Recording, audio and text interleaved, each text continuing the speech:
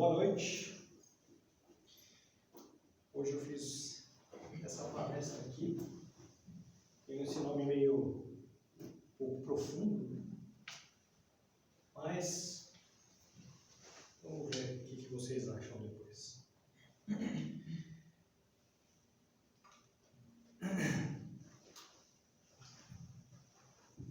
Ainda que eu caminhasse pelo vale da sombra da morte, não temeria mal algum, porque tu estás comigo.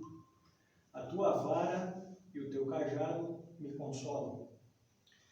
Esse vocês devem saber é o Salmo 23, um dos salmos aí, com certeza, mais conhecidos lá da Bíblia. E ele nos fala um pouco sobre fé. Mas, pelo menos agora, no princípio, eu queria dar um outro enfoque para essa imagem. Eu queria dar um enfoque um pouco diferente, mas também é muito utilizado em muitas parábolas, em muitas histórias e até em outras passagens da Bíblia mesmo. Eu queria usar essa imagem para falar um pouco sobre a viagem para dentro. A viagem para dentro de nós mesmos. Para visitar aquelas feras, algumas vezes chamadas de demônios, por algumas tradições, a sombra da nossa alma.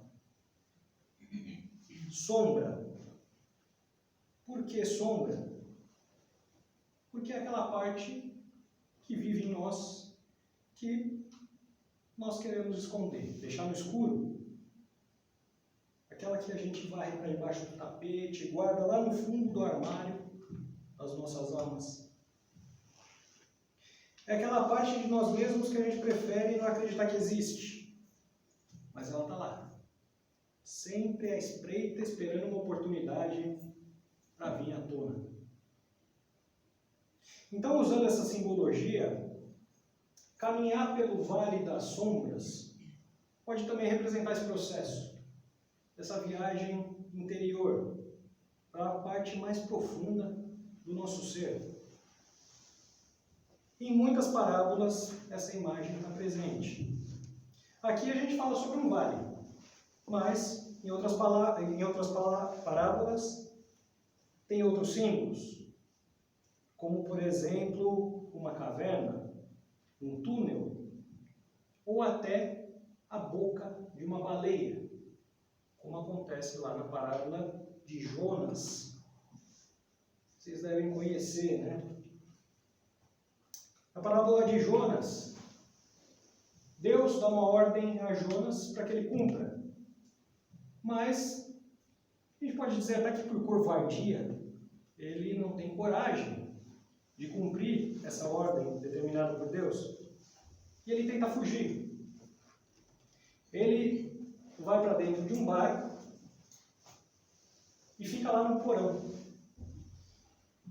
E começa a ter uma grande tempestade e de repente os marinheiros lá acham Jonas lá no porão do barco. Ele está lá dormindo, eles acordam ele e perguntam, né, o que está acontecendo, se ele sabe de alguma coisa. E ele acaba contando que ele está negando uma ordem de Deus. E aí os marinheiros, preocupados, achando que aquela tempestade era uma obra de Deus, jogam ele no mar. E ele acaba sendo pego ali por na Bíblia, na realidade, fala sobre um peixe grande, não exatamente uma baleia, mas geralmente é retratado por uma baleia. Ele fica 3 dias dentro dessa baleia, orando e pedindo perdão ao Senhor. E depois de 3 dias, a baleia solta ele e ele segue para cumprir aí o seu destino, a sua ordem. Tem um teólogo e filósofo chamado Jean-Yves Leloup. Ele fez uma análise dessa parábola num livro que ele chama de Caminhos da Realização. Esse filósofo tem uma história bem interessante. Ele, se eu não me engano, foi durante a adolescência dele, ele foi tido como teve uma morte cerebral Os médicos declararam que ele teve uma morte cerebral. E durante essa passagem, ele conta que ele se viu fora do corpo dele mesmo e fez uma viagem, né, fora do corpo. E ele voltou e realmente sobreviveu. E começou a escrever depois, estudar muita coisa. E nessa análise, ele fala o seguinte sobre Jonas. Num primeiro momento, é o arquétipo do homem deitado, adormecido, do homem que não quer se levantar e não quer cumprir missão alguma. É o arquétipo do homem que foge da sua identidade, que foge da sua palavra interior, que foge dessa presença do self no interior do eu. Essa fuga de sua voz interior vai provocar um certo número de problemas no exterior dele mesmo. Há momentos em que não podemos mais mentir, contarmos histórias. Nós somos obrigados a ser autênticos. Não podemos mais fugir. O arquétipo de Jonas é também um convite para que mergulhemos na profundeza de nosso inconsciente, para passarmos através destas sombras, para mergulharmos na nossa própria experiência de morte, aceitarmos que nosso ser é mortal, para descobrirmos em nós o que não morre. Ele faz essa análise, e quando eu li sobre isso, me veio uma outra grande história, muito conhecida, que é a história de Hamlet. Hamlet tem aquele famoso monólogo, ser ou não ser, e que tem uma semelhança com isso daí. Então eu separei aqui uma versão do Hamlet, que a gente não vai assistir inteiro, tá? Só um pedacinho onde ele faz esse monólogo, para a gente dar uma olhada aqui que ele fala nesse texto aqui.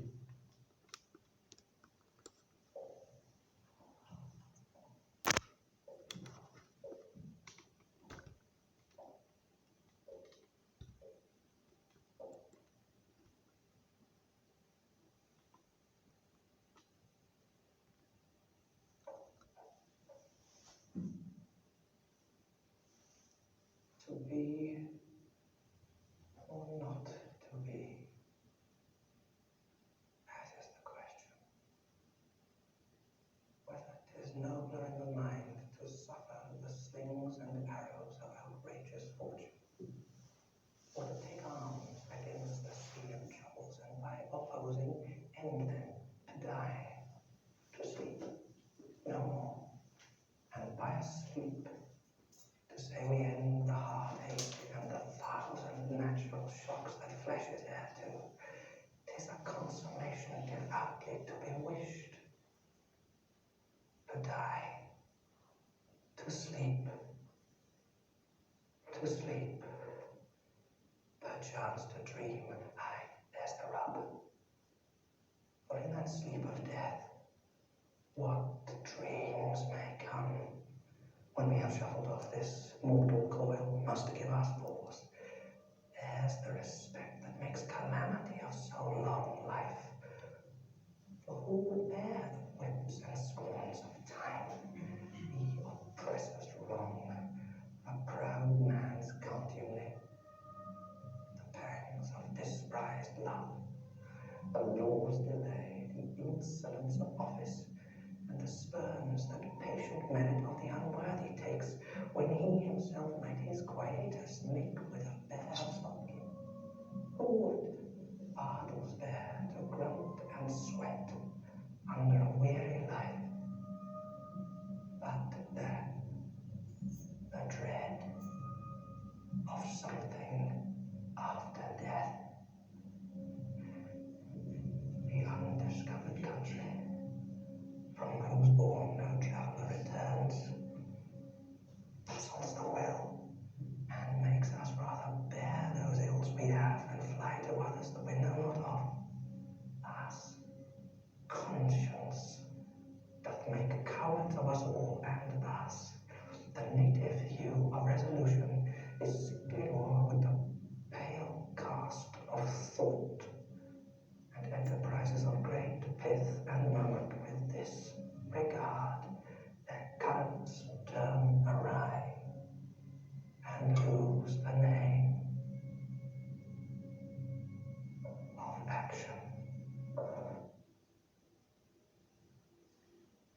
esse então aí é o monólogo, né, do ser ou não ser, tão conhecido de Hamlet, né? É uma linguagem que não é lá muito fácil de se entender, né? Em inglês é pior ainda. Mas aqui, todo mundo conhece a história de Hamlet? Não? Na história de Hamlet, ele é o príncipe da Dinamarca, o pai dele é o rei. E o rei é assassinado pelo próprio irmão, tio de Hamlet. E esse tio usurpa o poder, depois que assassina o pai dele, o trono e até a rainha, porque ele acaba casando com a rainha para chegar ao poder. Então o Hamlet começa a ser aterrorizado pelo fantasma do próprio pai, que fala para ele que foi o tio que assassinou ele. E aí Hamlet se encontra num dilema, que é exatamente esse. Que é o quê? O que eu faço? Eu simplesmente durmo e acho que o destino é responsável e me conformo com isso? E sigo? Ou eu vou buscar vingança? Então, como lá na parábola de Jonas, Jonas tenta fugir do destino dele, tenta fugir de Deus, mas não consegue. Hamlet aqui questiona. Ele questiona uma coisa muito interessante, o medo da morte. Um arquétipo muito antigo, talvez o mais antigo deles. Uma sombra que habita em todos, com certeza.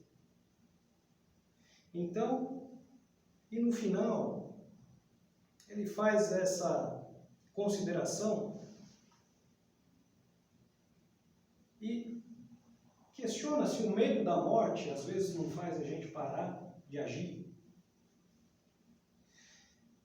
E ele diz: assim faz a consciência de todos nós covardes, e assim o matiz saudável da determinação é acometido pelo verniz pálido da cogitação, ou seja, da dúvida. E empresas de grande vigor e importância, com tal consideração, desviam-se do rumo e perdem o nome de ação. Ou seja, o medo paralisante não deixa a gente agir.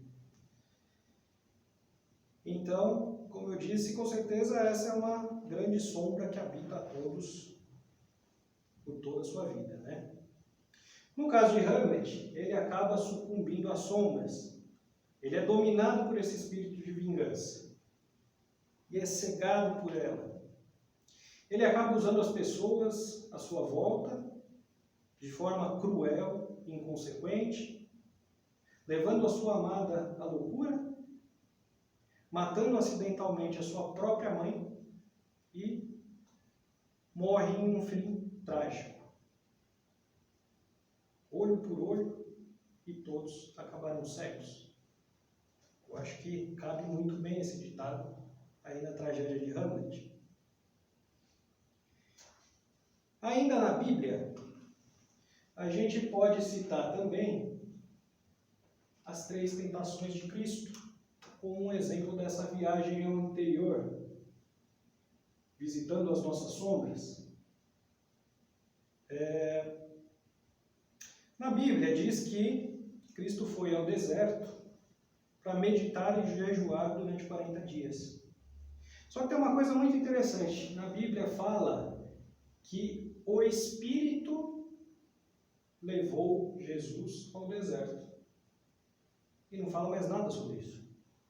Não fala o que seria esse Espírito. Não dá, por exemplo, o nome de Espírito Santo, como rotineiramente é chamado na Bíblia. Ele fala o Espírito. O Espírito levou Jesus ao deserto. Talvez isso represente então o quê? Que seja uma viagem espiritual, não uma viagem física, como muitos acham que aconteceu. E por que um deserto? Por que essa figura do deserto? Porque lá ele estará sozinho, consigo mesmo. Então, ele foi para o deserto da onde? Da sua alma. Para meditar e jejuar e ser tentado. Tentado por quem? Pelo diabo. Pelas suas sombras. Tem uma linha da Cabala que chama o diabo como o testador, aquele que testa. Eu também conheci uma definição para isso de como aquele que divide. Eu achei bem interessante isso. Por que divide? Porque quando você tem um caminho, vem essa figura e divide esse caminho. Falei se você vier por aqui. É isso que aconteceu aqui nessa passagem. O diabo aparece para tentar Cristo. Primeiro, fala para ele transformar as pedras em pão para acabar com o jejum dele. Depois leva ele para o topo de uma cidade e oferece a ele poder sobre todas aquelas pessoas que estavam ali diante dos pés dele. E depois diz para ele que existe uma passagem na Bíblia que os anjos salvariam ele se ele pulasse de um penhasco. Estão tentando até acabar com a sua própria vida. Mas ele resiste a todas elas. Mas por que será, Por que será que a gente tem, vamos chamar isso de recurso? Esse recurso dentro de nós, que fica nos tentando nos desviar do nosso caminho? Será que é porque a gente precisa ser tentado para realmente ser convicto? Para conseguir chegar aos nossos desejos, mas tendo a consciência do que a gente está abrindo mão para isso? Talvez aí sim você seja convicto. Essa figura do diabo aparece também no tarô. É o arcano 15. E muitos tarólogos falam que a simbologia é exatamente essa. Que o diabo, esse arquétipo, está aí para oferecer essa viagem às nossas sombras, para que a gente possa superar os nossos desejos, como está representado nessa carta.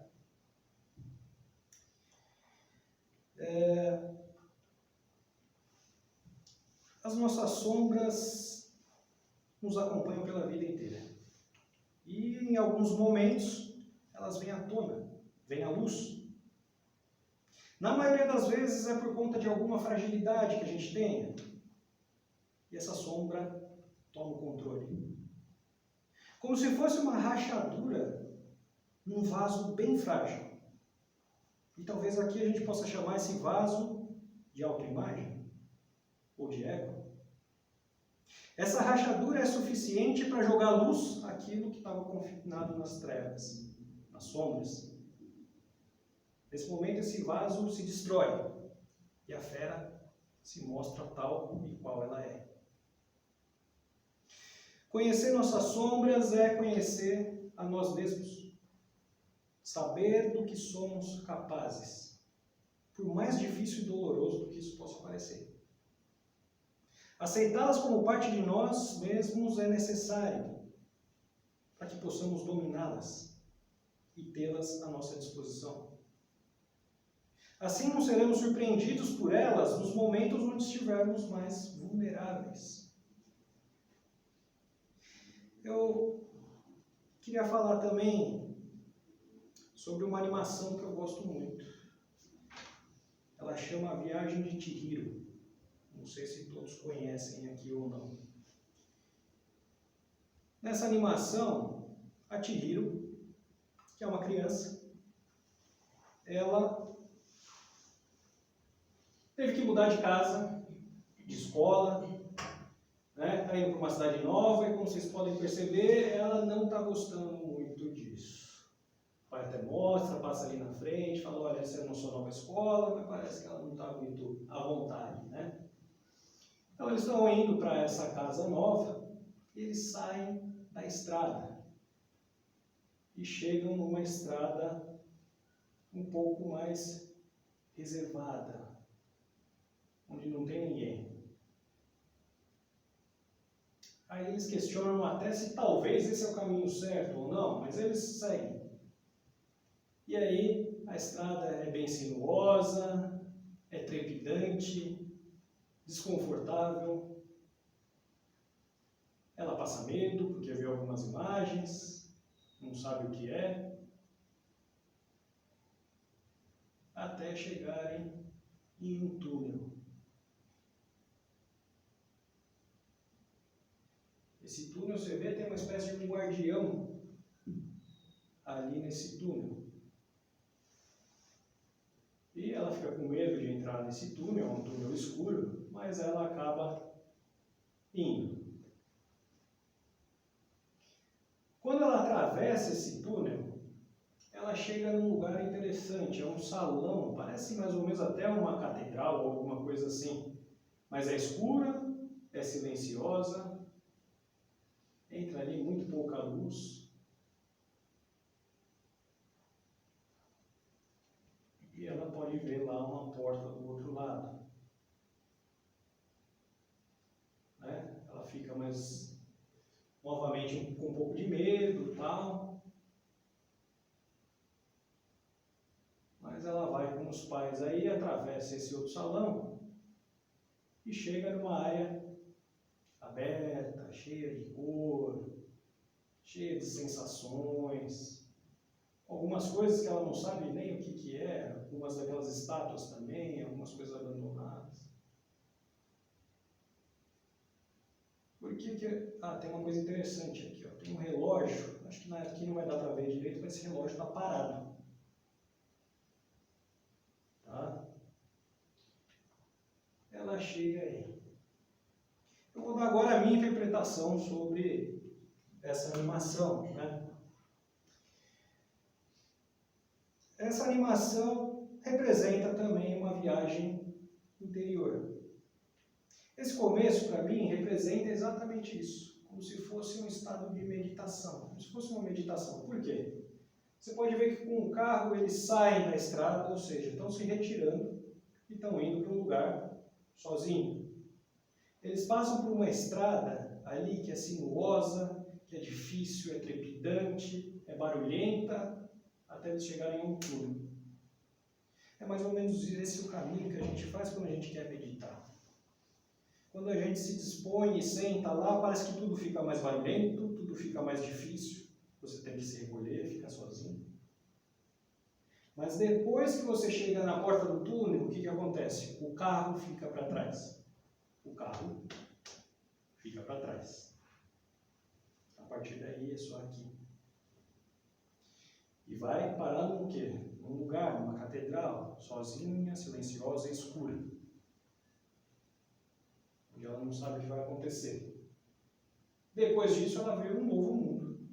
Um mundo aberto, cheio de sensações, cores, imagens que ela não consegue identificar. Então eu interpretei dessa maneira, que ela faz essa viagem interior. Tá? A animação segue, acontecem muitas coisas aí que demonstram esse lado interior dela.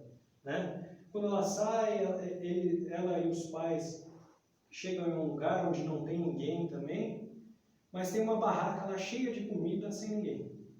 E os pais dela fazem o quê? Começam a comer, comer, comer, comer, de forma incontrolável e se tornam porcos. Eles viram porcos. E aí ela começa a fazer a viagem dela sozinha. Só que aparece até um guia para ela. E esse guia fala para ela o seguinte, para ela procurar um personagem que tem aí, e esse guia fala para ela o seguinte, você fala com ela, e por mais que ela negue, você fala que você está aqui para trabalhar. Ela vai tentar te dispensar, mas você insiste, fala que você quer trabalhar. Parece a nossa viagem mental mesmo, né? Quando chega em alguma coisa assim, a gente já quer sair, quer parar. Mas a condição para você ficar lá é trabalhar. Eu quero trabalhar. Trabalhar o quê? Internamente.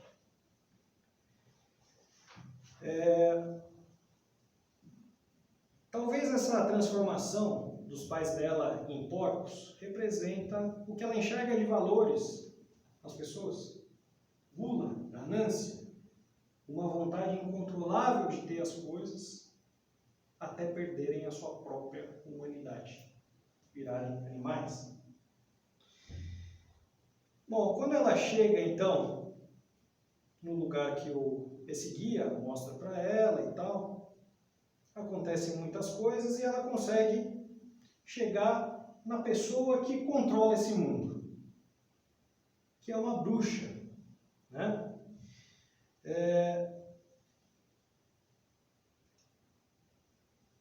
Essa bruxa, ela insiste, fala que ela quer trabalhar, e a bruxa fala que não, para ela ir embora, mas uma hora a bruxa fala que tudo bem, mas que ela vai precisar assinar um contrato. Ela assina o contrato e a bruxa faz o quê? Aqui é meio difícil da gente entender, mas esse ideograma que tinha no nome dela quer dizer 100.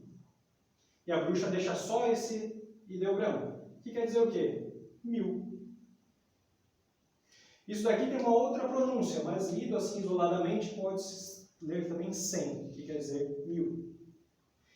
Então o que acontece nesse momento? Parece que a bruxa diz a ela: olha, você quer trabalhar aqui? Tudo bem, mas você vai ter que deixar seu ego para trás, a sua individualidade para trás. Aqui você vai ser só um número, vai ser como os outros. Então ela fica assustada e tal, e nesse momento ela perde o nome dela, ela perde a identidade dela, e a partir daí ela começa a trabalhar.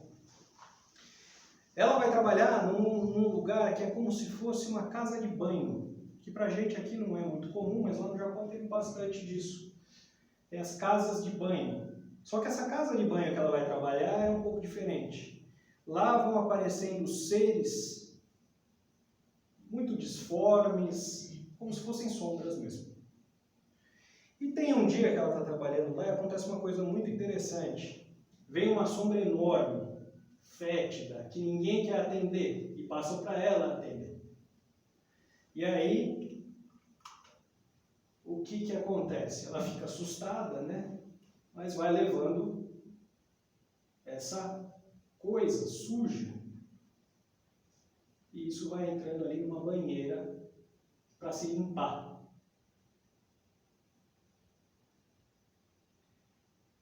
Quando ela entra nessa banheira, o que acontece? Se a gente reparar bem, olha a expressão.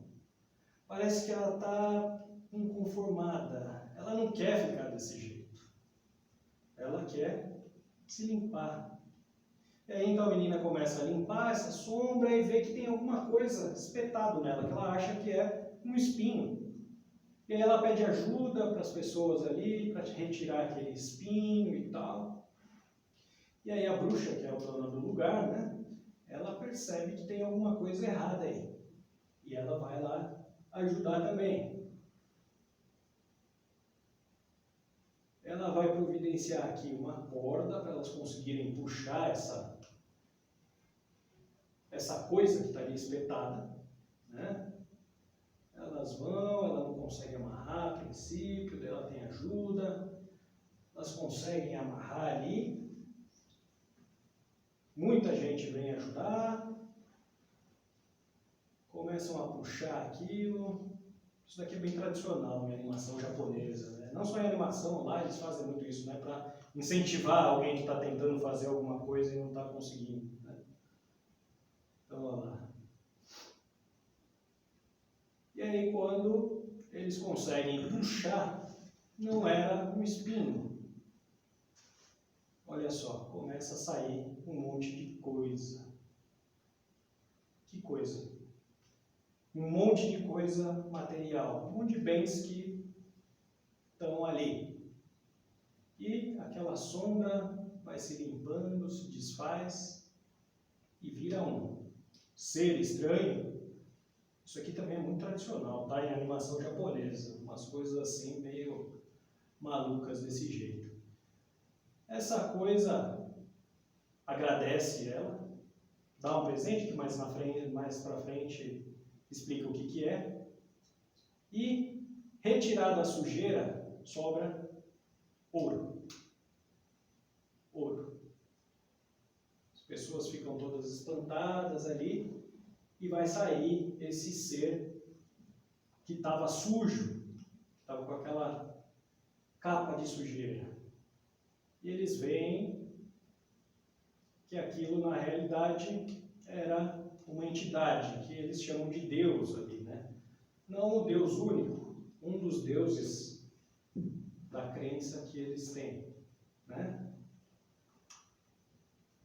Então, olha só que interessante. Ela faz uma viagem para dentro de si, vai trabalhar numa casa de banho. Lá ela encontra uma sombra interna que está insatisfeita com ela mesma. E ao lavar, ela percebe que tem algumas coisas ali, e quando ela puxa, vem uma série de coisas, bens, que estavam sujando essa centelha divina dentro dela. Então, claro, não que os bens materiais sejam sujos, mas a gente se deixar dominar por eles encapsula essa ideia dentro de nós. E acaba sujando, talvez, o que a gente tenha de mais puro. Novamente, a ganância, a gula.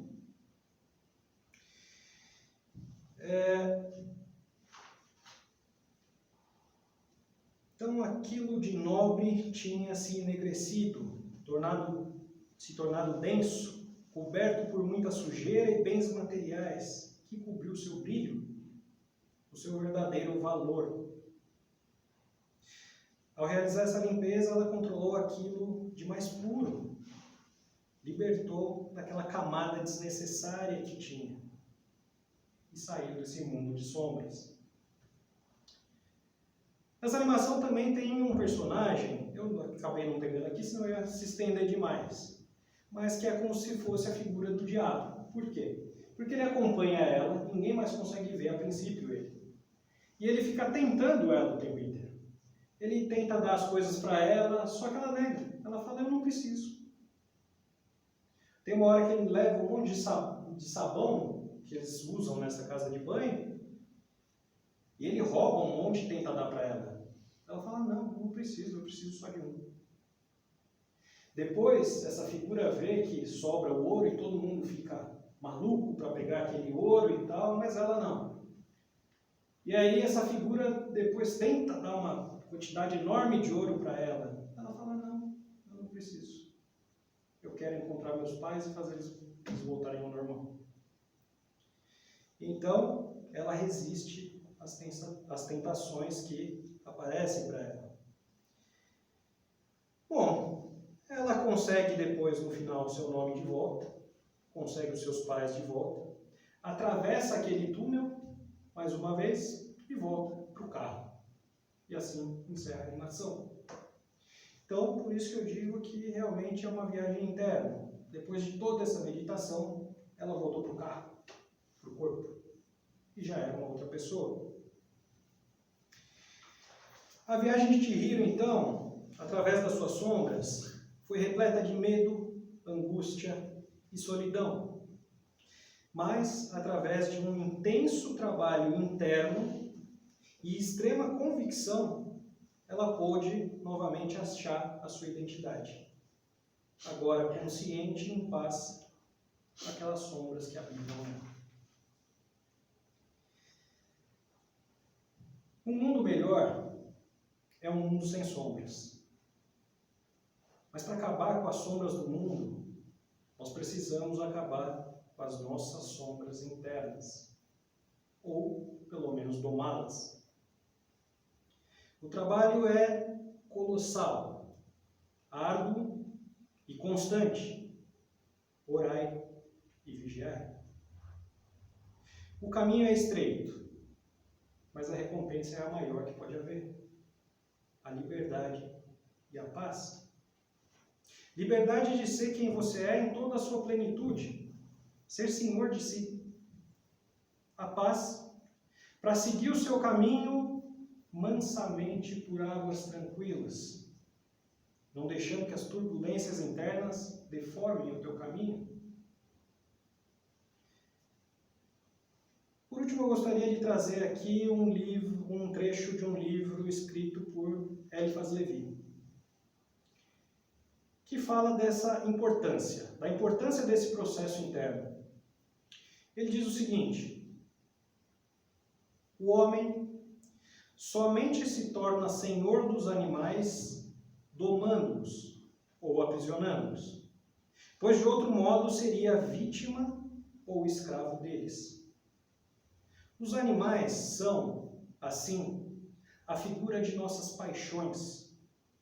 São as forças instintivas da nossa natureza. O mundo é um campo de batalha, onde a liberdade disputa com a força da inércia, se lhe opondo à força ativa. As liberdades físicas são as mós, das quais tu serás o grão, se não souberes ser o moleiro. Aqui o Eliphas Levi traz a simbologia mais comum para essa figura das sombras, né? Que são os animais. Então, frequentemente, a gente vê, por exemplo, em histórias infantis, a figura do lobo, que quer dizer o quê? Essa sombra interna. Tem uma história também, eu não sei se vocês conhecem, a história do Minotauro. Vocês sabem como é a história do Minotauro? Vocês devem saber que ele está lá dentro do labirinto, vai lá o herói matar ele, né? Mas vocês sabem como nasceu o Minotauro? Minotauro é o filho do rei Minos. Rei Minos da ilha de Creta. Ele era casado e ele foi solicitado que ele fizesse uma oferenda a Poseidon, deus dos mares. E Poseidon queria que ele sacrificasse o touro mais belo que ele tinha. Só que o rei Minos, ele gostava muito daquele touro. E ele faz o quê? Ele tenta enganar Poseidon. Ele dá um outro touro lá, também era bonito, mas não era aquele que Poseidon queria que fosse sacrificado. E aí, evidente, Poseidon percebe que não era aquele touro. E aí ele faz o quê? Ele castiga o rei Minos. Ele faz com que a esposa dele se apaixone por aquele touro que ele não sacrificou. A esposa dele, então, tem relações com o touro. Ela manda fazer até uma fantasia, como se fosse uma vaca, para que ela pudesse ter relações com o touro. E dessa relação nasce o Minotauro. Né? Então, o Minotauro, metade homem, metade animal, metade touro. Mas qual metade é o touro? É de cima. A cabeça, o intelecto.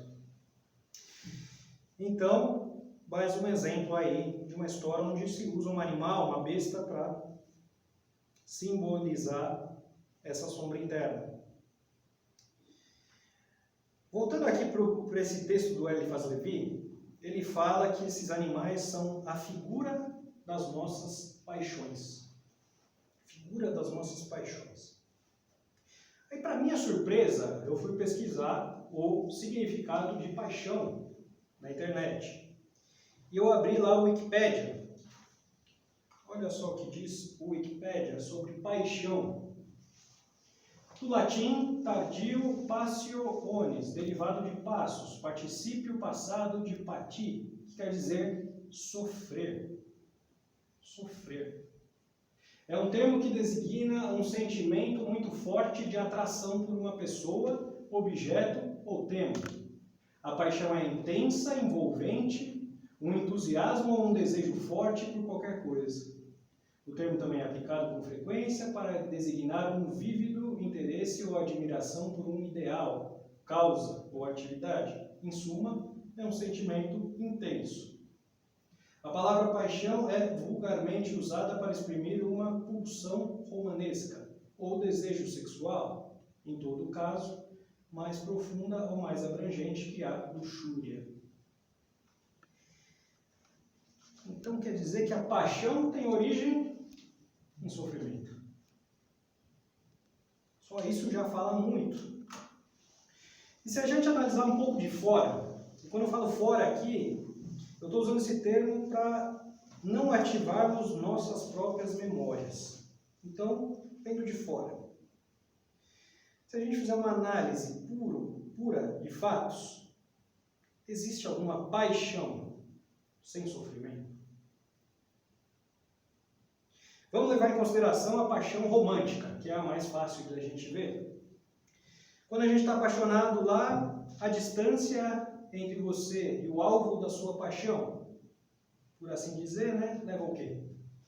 Sofrimento, dor, emocional e mental. Pensamentos incessantes, ansiedade, quase que uma abstinência. E se a gente levar em consideração o que a ciência sabe hoje sobre paixão, a gente talvez até possa chamar de abstinência mesmo. Porque olha só no Wikipédia, continuando. Parte de biologia. Segundo estudos de Donatella Marazic, a paixão se caracteriza do ponto de vista biológico por uma liberação contínua de alguns neurotransmissores, como a dopamina e a noradrenalina. A amígdala cerebelosa tem um papel central nesse processo, pois é dessa região que emanam alguns dos sentimentos mais instintivos. Essa tempestade bioquímica está relacionada com um índice baixo de serotonina, tal como acontece nos portadores de transtorno obsessivo compulsivo, com apaixonados de pensamentos obsessivos. E aí por diante. Então, tem uma parte aqui muito interessante, ó. Esse mecanismo é semelhante ao de algumas drogas, como a cocaína. Né? Então, a paixão só existe onde há um prazer extremo. E aqui eu não estou criminalizando a paixão, o prazer, não é isso. Nós precisamos saber se somos o grão ou o moleiro. Ou seja, precisamos saber se dominamos ou somos dominados, se somos escravos ou senhores dos nossos desejos, se somos senhores de nós mesmos. Só assim poderemos ser senhores do mundo.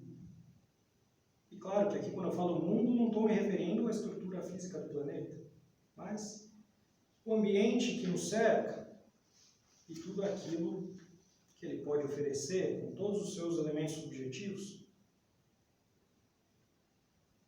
No caso da paixão romântica, a causa desse prazer é clara e objetiva, né?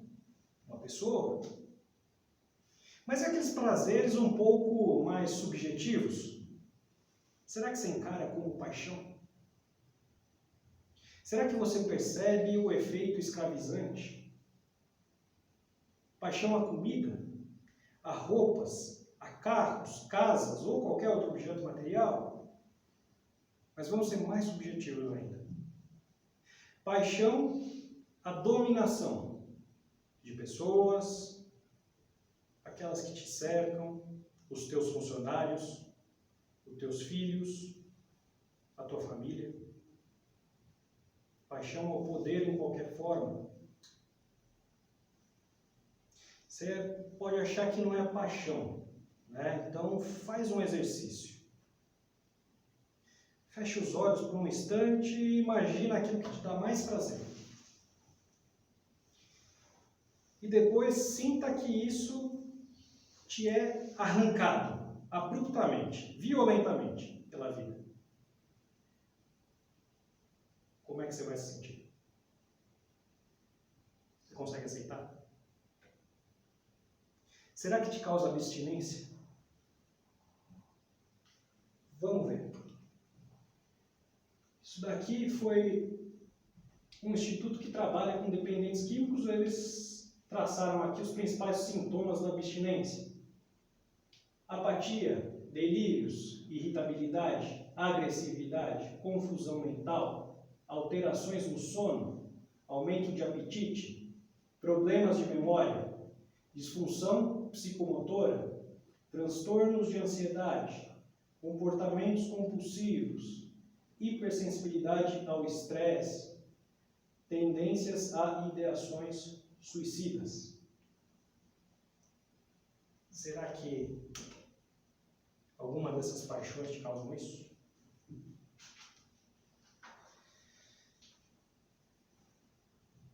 Bom, continuando aqui um pouco mais no texto do Eliphas Levi. Ele diz que aquele que aspira a ser sábio e a conhecer o grande enigma da natureza deve ser o herdeiro e o espoliador da esfinge. Deve possuir a cabeça humana para deter a palavra, as asas da águia para conquistar as alturas, os flancos do touro para lavrar as profundidades e as garras do leão para abrir caminho à direita e à esquerda, adiante e atrás. Tu queres ser iniciado? És sábio como Fausto? És impassível como Jó? Não, não és.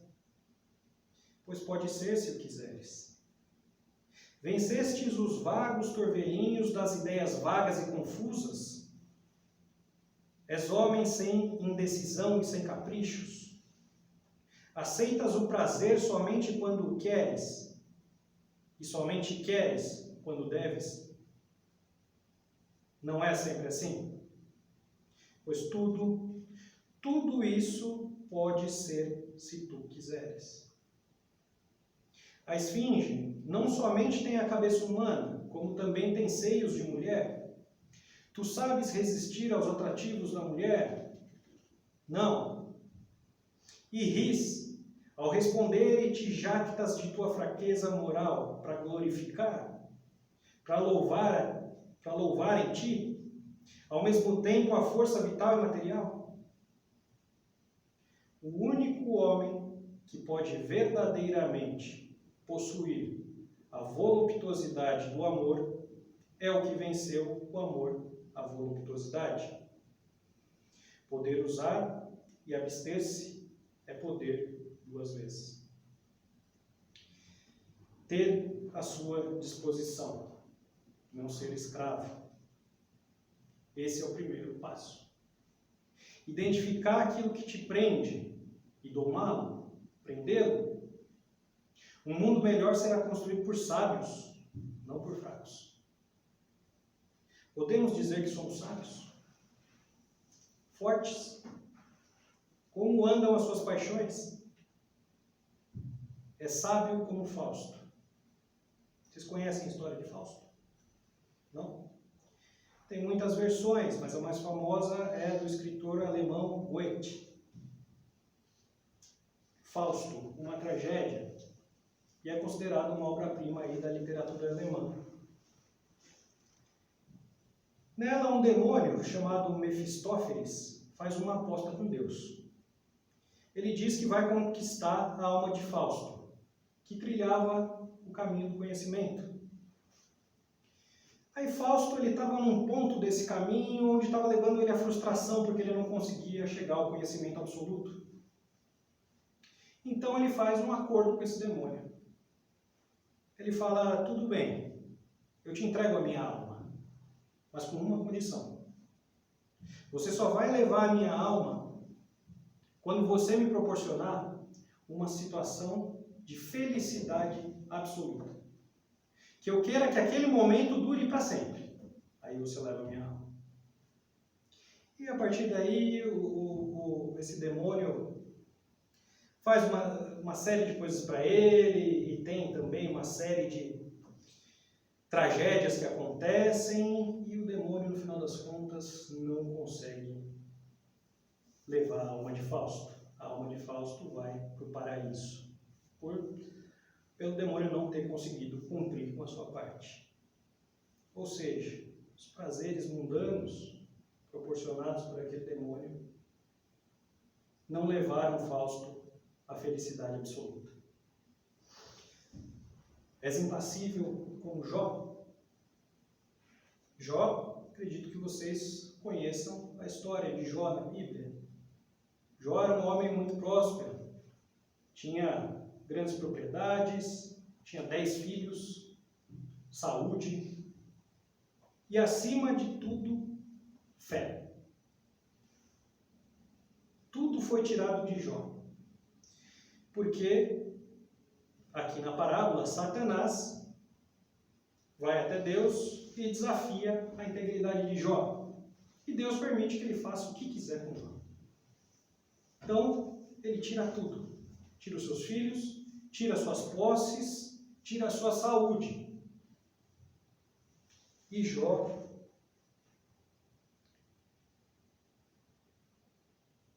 só restou a Jó fé.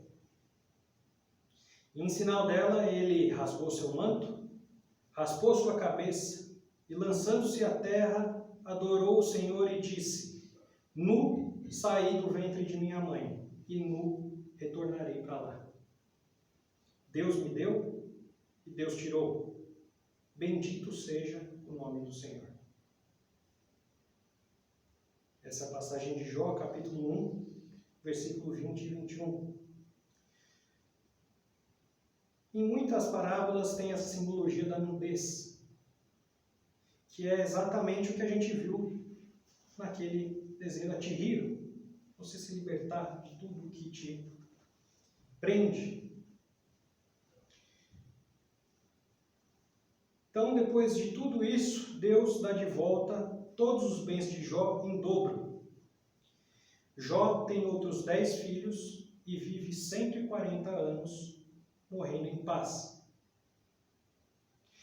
Então, és impassível como Jó? Jó demonstra o desapego e principalmente a fé. Quantos de nós somos impassíveis como Jó? Com certeza ele sofreu, sentiu uma dor extrema, mas a sua fé era inabalável. Jó ainda disse: antes eu te conhecia de ouvir falar, mas agora meus olhos te veem.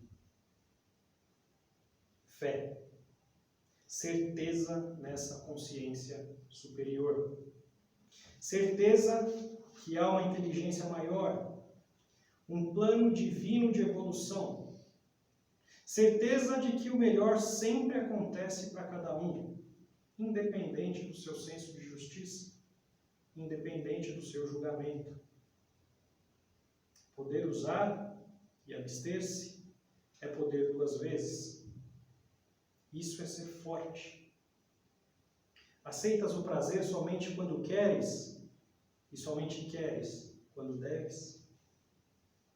Resistir às tentações do diabo, ou seja, renunciar ao prazer quando ele não é oportuno, e tê-lo de maneira moderada, não deixando-se criar uma raiz para uma paixão, que logo pode se tornar um vício, uma dependência. O sábio é livre. Não possui grilhões prendendo seus tornozelos. Tem o mundo como seu domínio. Temos que ter as paixões dentro do nosso domínio, ou seremos dominados por elas. O caminho pelo vale das sombras é doloroso, é traiçoeiro, é sinuoso, é cansativo. Como então caminhar? Aqui eu volto ao começo do Salmo 23.